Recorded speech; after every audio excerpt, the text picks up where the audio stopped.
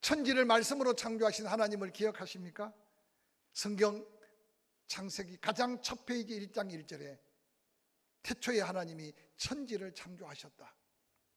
수많은 자연과학자들, 수많은 인류학자들이 이 성경 첫 장 첫 줄을 부인할 수 없는 진리임을 다 이야기합니다. 한동안은 이 진리의 창조론을 거역하기 위해 진화론이라는 학설을 내놓았지만 반짝 읽고 쓸 한 시험의 제목은 될지어도 진리가 아닌 것으로 판명됩니다. 하나님이 창조한 이 세상, 창세기 1장 2절은 그렇게 말합니다. 땅이 혼돈했다, 공허했다, 흑암이 깊음 위에 있었다. 하나님의 영은 그 가운데 역사하셨다. 하나님께서 빛이 있으라고 말씀하시니 빛이 있었다. 빛이 비치는 이 세상, 하나님 보기에 아름다웠다. 이 놀라운 하나님의 창조의 역사 속에 하나님은 인간을 만들고 심히 아름다웠다고 격찬하면서 그 인간의 타락도 하신 하나님이 영원한 구원의 비밀을 선포하십니다. 창세기 3장 15절에 내가 너로 여자와 원수가 되게 하고 내 후손도 여자의 원수가 되게 하리니 여자의 후손은 내 머리를 상하게 할 것이요 너는 그의 발꿈치를 상하게 할 것이라. 예수 그리스도의 메시아로 구원자 그리스도로 오실 것을 이미 천지 창조 후에 예언한 예언은 하나님 말씀의 신비한 비밀 중의 비밀입니다. 놀랍게도 말씀대로 예수 그리스도께서는 천의 몸으로 잉태하여 오셨고 고난당하셨고 십자가에 달려 우리의 죄값을 완전하게 지불하고 죽으셨습니다. 그 예수 그리스도께서는 말씀대로 사흘 만에 부활하셔서 이 땅을 사는 모든 믿고 구원받은 성도들에게 당신이 주신 생명이 영원한 생명, 썩지 아니할 것으로 다시 살아날 부활의 놀라운 확정으로 부활의 첫 열매가 되셨습니다. 이제 예수 그리스도를 믿음으로 영접하고 물과 성령으로 거듭나 하나님의 거룩한 자녀가 된 우리에게 죄와 사망의 권세로부터 자유를 선포해 주신 예수 그리스도. 오늘 함께 읽었던 본문 앞장 10장은 바로 그 예수 그리스도가 이제 우리의 남은 생애를 다 책임지시고 이끄실 선한 목자로 우리와 함께 하신다는 사실을 너무나 세밀하고 자세하게 말씀해 주고 있습니다. 다윗은 파란만장한 인생을 살면서 하나님의 택하심을 받고 여호와 하나님이 선한 목자가 되심을 인식할 때 그의 삶에는 부족함이 없었다고 고백하고 있습니다. 아무리 위험한 일을 만나도 해받을 것을 두려워하지 않았다고 고백합니다. 왜냐하면 그가 어린 나이지만 목자로 살아오면서 양을 지켰던 양과 목자의 관계를 너무나 잘 알았기에 여호와가 목자가 되실 때 그 평안함이 있었다는 겁니다. 그래서 고백하기를 여호와 나의 목자로 나와 함께 나를 인도하시고 지키신다면 나의 평생을 여호와의 집에 여호와와 함께 거할 것으로 고백하는 시편 23편은 얼마나 많은 약속이 담긴 비밀의 메시지인지 모릅니다.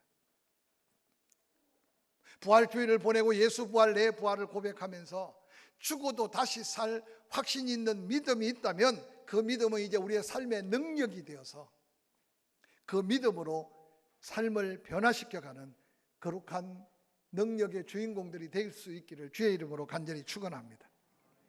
선한 목자이신 예수 그리스도의 권세와 능력을 이제 예수 그리스도는 본문을 통해 다시 한번 어떻게 죽은 자가 다시 살아나느냐, 당신의 부활을 예고하듯이 그의 제자들과 예수 그리스도를 부인하는 수많은 유대인들에게 예수님이 사랑하는 가정에 엄청난 슬픔과 고통을 안겨주면서 그 하나님의 영광을 재현하고 있는 말씀이 오늘 본문의 말씀입니다. 요한복음 11장 3절은 이렇게 기록합니다. 이에 그 누이들이 예수께 사람을 보내어 이르되 주여 보시옵소서 사랑하는 자가 병들었나이다.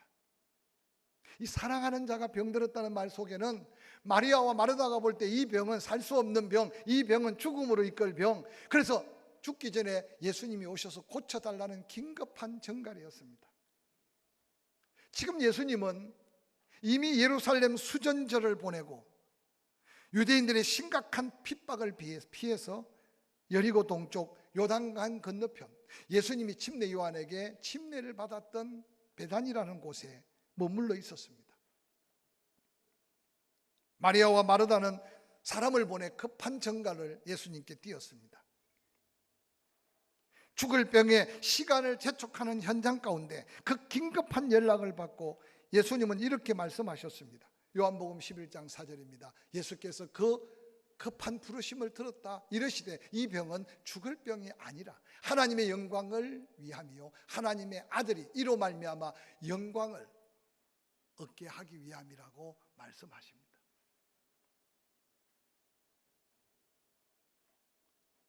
마르다와 마리아는 이제 곧 죽어가는 오라버니를 바라보면서 그래도 그 믿음의 신락 같은 믿음이 예수님이 오시면 이 병을 고칠 수 있을 것이라는 확신이 있어서 의원을 찾거나 약을 쓰지 않고 긴급하게 사람을 보낸 겁니다. 근데 예수님은 이미 나사로의 상황을 살펴보시지도 않고 이미 단언하기를 죽을 병 아니야, 하나님의 영광을 위한 병이라고 말씀합니다. 저는 이 짧은 한마디 본문을 통해 하나님은 이미 사랑하는 형식만 갖춘 게 아니라 마리아의 마르다 또한 나사로의 그 삶의 여건뿐만 아니라 그 10년까지도 들여다 살펴보시는, 아니 모든 형편과 사정을 아시는 예수 그리스도의 모습을 성경은 우리에게 비춰주고 있습니다. 여러분이 믿는 예수는 어떤 예수며 여러분이 체험한 예수는 어떤 예수입니까? 아니 여러분이 기도하는 예수는 어떤 예수고 여러분이 의지하는 예수는 어떤 예수입니까? 사람의 힘으로 해결할 수 없는 엄청난 슬픔과 엄청난 위기 속에 빠져 있는 마르다와 마리아, 나사로의 가정, 모든 사람들은 안타깝게 애타게 어떤 힘으로도 도움이 되지 않는 상황을 마음 아파하는데 예수님은 태어날 정도로 죽을 병이 아니라고, 하나님의 영광을 위한 하나님의 역사라고. 아마 마리아와 마르다의 마음을 한번 살펴보면 이보다 더 급할 수 없고 이보다 더 불안할 수 없고 이보다 더 걱정되는 일이 없을 겁니다. 저는 이 말씀을 묵상하면서 혹시 이 말씀을 듣는 저와 여러분의 삶 속에 하나님의 뜻과 예수 그리스도의 어떤 계획을 생각지 않고 너무 조급하게, 아니 너무 불안에 떨며 너무 염려하고 너무 걱정하고 있지는 않는지 우리 삶을 한번 돌아보는 시간이 되었으면 좋겠습니다. 이틀을 머무릅니다. 1분 1초를 불안 가운데 떨고 있는 마리아와 마르다인데 예수님은 그 긴급한 소식을 듣고 죽을 병이 아니라 말씀하시면서 이틀을 더, 성경에 보면 이틀 동안 좀 죄송한 표현이지만 아무 일도 없이 그냥 시간을 보내고 계셨다고 한번 생각해 보시기 바랍니다. 요한복음 11장 7절은 이렇게 말합니다. 이틀이 지난 후에 제자들에게 말합니다. 유대로 다시 가자. 11절에 이 말씀을 하신 후에 또 이르시되 우리 친구 나사로가 잠들었도다. 그러나 내가 깨우러 가노라. 제자들이 퉁명스럽게 말합니다. 주여, 잠들었으면 차라리 낫겠습니다. 소식을 전한 사람 이야기를 들어보면 죽을 병에 든 게 분명하고 그런 정상은 반드시 죽습니다. 예수님의 마음은 모르겠지만 지금 간다는 건 이미 죽었을 겁니다. 그때 예수님은 어리석은 제자들을 향해 그의 죽음을 가리킨 말씀인 것을 이야기하고 예수님은 나사로가 죽었다, 내가 거기 있지 아니한 것을 너희를 위하여 기뻐한다, 이는 너희로 믿게 하려 함이라. 그러나 그에게로 가자. 오늘 본문의 예수님은 어떤 면에서 인정에 이끌리고 사람의 관계 속에 빠져들어 일하시는 예수님이 아니라 철저하게 하나님의 뜻, 하나님의 영광만을 위하여 일하고 계시는 예수님의 모습을 한번 바라본다면 우리 개인적으로 조급하고 불안하고 두렵고 때로는 원망스럽고 때로는 낙심스러운 삶 속에 우리가 바라보아야 될 예수님은 좀 다른 예수님의 모습으로 발견될 수 있기를 간절히 원합니다. 유대로 다시 가자는 그 말을 듣자마자 요한복음 11장 16절 본문에 디두모라 하고 하는 도마가 다른 제자들에게 말합니다. 가자고 하니 가자. 우리도 주와 함께 죽으러 가자. 여러분, 이 심각한 상황 속에 제자들의 이 툭 내뱉은 말은 그냥 나온 말이 아니었습니다. 바로 요한복음 10장 31절에 보면 예루살렘 솔로몬 행각은 바로 예루살렘 성전 미문 앞에 넓은 뜰 속에 주변에 행각으로 이어진 곳인데 예루살렘 성전을 드나드는 사람은 다 이 솔로몬 행각 앞에 만나게 됩니다. 그런데 그곳에서 많은 유대인들이 돌을 들어 예수님을 죽이려고 했습니다. 예수님을 죽이려고 하는데 제자들인데 성했겠습니까? 아마 죽을 뻔했다고 생각해 보십시오. 그래서 극적으로 그 자리를 벗어나 감람산을 넘고 여리고를 지나서 요단 평원을 지나 지금 베다니 침례 요한에게 침례를 받던 그 자리에 피하여 머무르고 있었던 현장을 한번 상상해 보시기 바랍니다. 그런데 예수님께서는 이제 다시 유대 마을로 다시 가자고 하니 엊그제 그 엄청난 위기를 느꼈던 도마는 예수님께 어떤 일을 하고 하나님의 어떤 영광을 이룰 때에 대한 관심보다는 유대인들의 돌을 던졌던 그 두려움의 현장만 생각이 난 거죠. 그래서 제자들에게 투명스럽게 가자니까 가야 되는데 예수님이 죽으려고 가니 우리도 죽으러 가자 이렇게 말하고 있습니다. 훗날 그 도마는 부활하신 예수님 앞에 부끄럽게 손에 손가락을 못자국에 손가락을 허리에 창자국에 손을 넣어보고 믿음으로 부끄러움을 당했습니다. 그래서 도마의 별명은 늘 의심 많은 도마라는 별명을 붙이고 살지 않았습니까? 사랑하는 성도 여러분, 여러 가지 힘들고 어려운 삶의 여건들이 우리 앞에 계속 펼쳐질 때 단순하게 내 생각으로 환경을 바라보지 마시고 단순히 내가 느끼는 느낌만으로 내 마음을 추스리지 마시고 예수 그리스도의 마음을 헤아려 가며 그 말씀 한 말씀 한 말씀으로 의심을 물리치고 두려움을 이겨나갈 수 있기를 주의 이름으로 간절히 축원합니다. 오늘 마리아와 마르다 예수 그리스도를 만나자마자 마르다가 말합니다. 여기 계셨다면 내 오라비가 죽지 아니하였겠습니다. 요한복음 11장 22절 그러나 나는 이제라도 주께 무엇이든지 하나님께 구하시는 것을 하나님이 주실 줄 아나이다. 여러분, 마르다의 믿음을 책망할 믿음이라고 생각하지 마십시오. 저는 이 말씀을 묵상하면서 예수님이 오신다는 소문을 듣고 마르다가 아마 감람산 기슭까지 쫓아나갔던 것 같아. 그리고 예수님 앞에 엎드려서 말합니다. 주님이 함께 계셨으면 내 오라버지 죽지 않았을 건데. 이 말씀은 원망과 탄식의 말씀이 아니에요. 마리아의 믿음의 한계를 고스란하게 우리에게 보여주는 겁니다. 죽어갈 때는 살릴 수 있다고 믿었다는 게 그 믿음이 적은 믿음입니까? 그러면서 마르다가 뭐라고 말합니까? 그러나 나는 이제라도 주께서 무엇이든지 하나님께 구하시는 것을 하나님이 주실 줄 아나이다. 부활의 믿음은 아니었던 것 같아요. 이미 오라버니는 죽어서 장사 지냈으니 우리를 위로하러 오셨다면 당신이 기도하는 위로, 당신이 기도하는 놀라운 소망의 말씀이 내게 은혜가 될 줄 믿는다는 이 믿음의 고백은 우리 속에 찾아보기 힘든 고백이 아닐 수 있을까 생각해 보시기 바랍니다. 마르다가 예수님을 만났다는 소문을 듣고 요한복음 11장 32절에 마리아도 뒤늦게 쫓아왔습니다. 왜 늦게 왔는지는 모르겠어요. 마리아가 예수 계신 곳에 가서 배웠고 그 앞에 엎드려 말합니다. 주께서 여기 계셨더라면 내 오라버니가 죽지 아니하였겠나이다 하더라. 마르다와 똑같은 마음으로 그래도 마리아도 죽어가는 오라비 나사로가 그 죽어갈 때 예수님이 오셔서 기도했다면 예수님이 그런 기적과 표적을 행했던 것처럼 내 오라버니도 살아났을 것이라는 이 고백이라도 그들의 믿음의 한계는 있지만, 아니 예수님이 원하시는 믿음의 고백은 아니지만 우리보다 훨씬 더 위대한 고백이 아닐까 한번 생각해 보시기 바랍니다.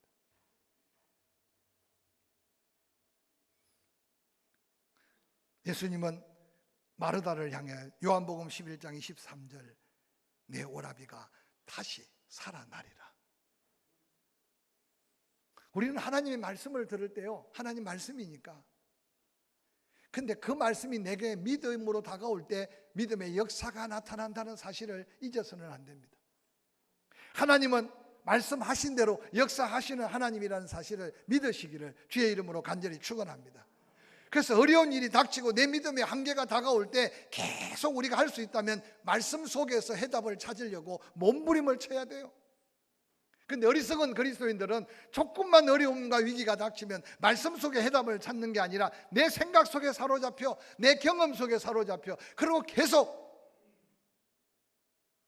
기아집을 지었다가 헐었다가, 그러다 보니까 어느 날 내 마음에 남는 것은 믿음이 아니라 의심과 두려움, 상처만 남고, 그러고는 깊은 시험의 침체의 늪에 빠져들어가는 게 보편적 그리스도인의 모습입니다. 내 오라비가 살리라는 이 말씀은 마리아와 마르다 죽어갈 때 살릴 수 있고 고칠 수 있겠지만 죽은 내 오라버니를 살릴 수 있다는 걸 믿지 못하는 마르다와 마리아를 안타깝게 여기신 예수님께서 내 오라비가 다시 살 거다, 그러면서 이어지는 말씀, 우리가 너무나 많이 암송하고 있지 않습니까? 예수께서 다시 말씀하셨어요. 나는 부활이다, 나는 생명이다. 나를 믿는 자는 죽어도 살겠고 무릇 살아서 나를 믿는 자는 영원히 죽지 아니하리니 이것을 내가 믿느냐? 예수 믿고 구원받은 사람이 요한복음 11장 25절 26절을 모르는 사람이 누가 있습니까? 우리는 말씀을 들을 때 아멘 합니다. 그런데 그 아멘이 내 믿음의 고백으로의 아멘이 될 수 있기를 간절히 부탁합니다. 최소한 예수 믿어 구원받아 예수 부활, 내 부활의 신앙의 고백을 했다면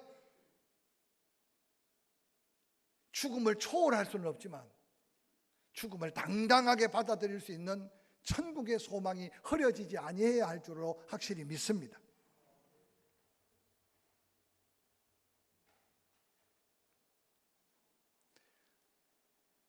나사로를 찾습니다. 마리아와 마르다가 퉁명스럽게 예수님 늦게 오는 바람에 이미 죽었습니다. 죽은 것만 아니요, 사흘이 지났습니다. 장사한 지 썩어서 냄새가 납니다. 예수님이 찾으시니 나사로가 묻혀있는 무덤 앞으로 예수님을 인도했습니다.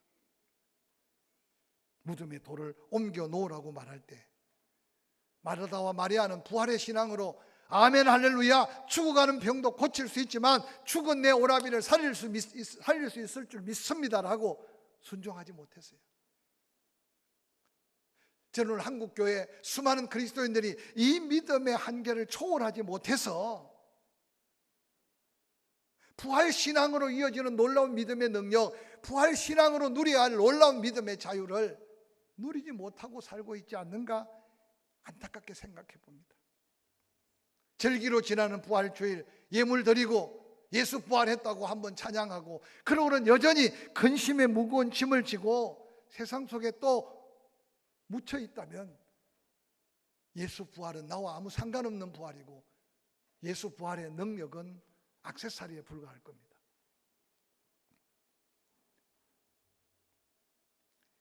요한복음 11장 40절 예수님은 마리아와 마르다 주변에 있는 사람들을 향해 외칩니다. 내 말이 내가 믿으면 하나님의 영광을 보리라 하지 아니하였느냐? 내가 믿으면 하나님의 영광을 보리라고 말씀하신 말씀. 그때 마리아와 마르다가 정신이 아마 번쩍 들었던 것 같아요. 슬픔 속에, 마음속에, 낙심 속에, 그러고는 예수님도 아무것도 하실 수 없다고 생각하는 절망 속에 예수님 앞에 섰던 마리아와 마르다, 그의 마음을 확 뒤집어 놓았던 것은 예수님의 말씀이에요. 내가 말하지 않았느냐? 내 말을 믿으면 네가 하나님의 영광을 보게 될 것이라고. 그때 마리아와 마르다가 나사로의 무덤에 돌을 옮겨 놓았습니다. 41절 예수께서 눈을 들어 우러러 보시고 이르시되 아버지여 내 말을 들으시는 것을 감사하나이다. 항상 내 말을 들으시는 줄 내가 알았나이다. 그러나 이 말씀을 하옵는 것은 둘러선 무리를 위함이니 곧 아버지께서 나를 보내신 것을 그들로 믿게 하려 함이니이다. 이 말씀을 하시고 큰 소리로 예수님이 나사로야 나오라 라고 부르시니 죽어서 냄새나서 아무 소망 없는 나사로가 배로 동인 채로 나오는데 그 얼굴은 수건으로 가려져 있습니다. 예수께서 마르다와 마리아에게 말합니다. 네가 묶었으니 네가 풀어서 나사로가 삶의 자유함을 누리게 하라고 말씀하셨습니다.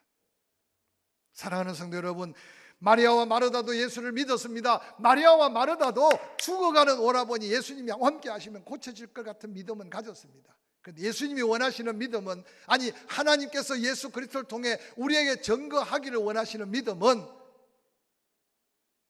아픈 자 고침받은 것을 믿는 믿음보다 이제는 죽어도 다시 사는 부활의 믿음을 갖기를 원하시고 선포하는 말씀임을 기억하시기를 주의 이름으로 간절히 축원합니다. 마리아와 마르다는 죽어 병들어가는 오라버니 나사로만 인간적인 눈으로 애달프고 안타깝게만 바라보았습니다. 그러나 예수 그리스도께서는 그를 사랑했지만 죽어가는 나사로를 바라본 것이 아니라 하나님이 역사하실 더 큰 영광을 바라보았습니다. 우리 앞에 크고 작은 위기, 크고 작은 슬픔, 크고 작은 어려움이 펼쳐질 때 무엇을 바라보느냐는 그 다음 무엇을 경험할 수 있느냐와 연결되는 믿음의 분수령이 될 수 있습니다. 대부분 육에 속한 인간들은 슬픔 그 자체에, 대부분 육에 속한 인간들은 손해보는 그 자체에, 무시당하는 그 자체에 마음이 상하고 넘어지고 쓰러집니다. 그러나 기억하십시오. 고난이 유익이라고 외쳤던 사도 바울이 당했던 그 고난들을 낱낱이 기록한 것은 예수 그리스도께서 십자가의 고난의 의미를 우리에게 부여해 준 것은 나를 따라오려거든 자기를 날마다 부인하고 날마다 자기 십자가를 지고 예수 그리스도께서 넘어지고 쓰러진 것처럼 우리도 때로 넘어지고 쓰러질 수 있지만 십자가 없는 부활이 없다는 사실을 깨우쳐서 우리의 사명이 클수록 하나님께 받을 은혜가 클수록 견뎌야 될 고난도 크다는 사실을 기억하시기를 주의 이름으로 간절히 축원합니다. 오늘 우리에게 외치라고 하는 말씀이 뭐겠습니까? 에바다라고 외칠 때, 달리다굼이라고 외칠 때 하나님이 그곳에 기적을 행하셨던, 하늘과 땅의 권세를 가졌던 예수 그리스도가 바로 나의 주님 되심을 고백한다면, 이제 우리 주변을 살펴가면서 나사로를 향해 외쳤던 예수님의 그 외침이 우리의 기도가 되고 우리의 믿음의 선포가 되고 이웃을 향한 사랑의 도전이 될 수 있기를 주의 이름으로 간절히 축원합니다. 마르다와 마리아가 꽁꽁꽁 묶었던 그 오라버니 살려놓으신 예수님께서 마리아와 마르다가 할 수 있는 걸 도전합니다. 풀어줘라. 너희가 믿음 없어 묶여놨지만 이제는 하나님이 살리셨으니 풀어줘라. 그 자유를 선포하라는 겁니다. 저는 이 말씀을 묵상하면서 여러분이 먼저 죄에서 자유하고 사망 권세에서 자유한 부활의 믿음으로 일어나기를 주의 이름으로 간절히 축원합니다. 보는 것도 자유하고 입의 말도 자유하고 삶도 자유하고 그 은혜 안의 자유함이 작은 하나님의 나라를 펼쳐가는 거룩한 믿음의 역사로 이어지기를 주의 이름으로 간절히 축원합니다. 여러분 마음을 활짝 열어서 어느 날 꽁꽁 걸어 잠그듯이 여러분 스스로 여러분의 심령을 짓눌려 하늘의 평안, 하나님의 놀라운 복음의 향기를 내뿜지 못했다면 예수 부활 내 부활의 믿음의 고백으로 먼저 여러분의 심령을 열어 제끼고 풀어놓아 자유를 선포하며 하나님께 영광을 돌리기를 주의 이름으로 간절히 축원합니다. 싸매주고 섬겨주고 베풀고 나누어 줄 때마다 여러분 주변에 세상에 매여 있고 돈에 매여 있고 명예에 매여 있고 세상 것에 매여 있는 수많은 사람들에게 풀어줄 수 있는 영적 권세로 함께 자유를 선포하는 저와 여러분이 될 수 있기를 주의 이름으로 간절히 축원합니다.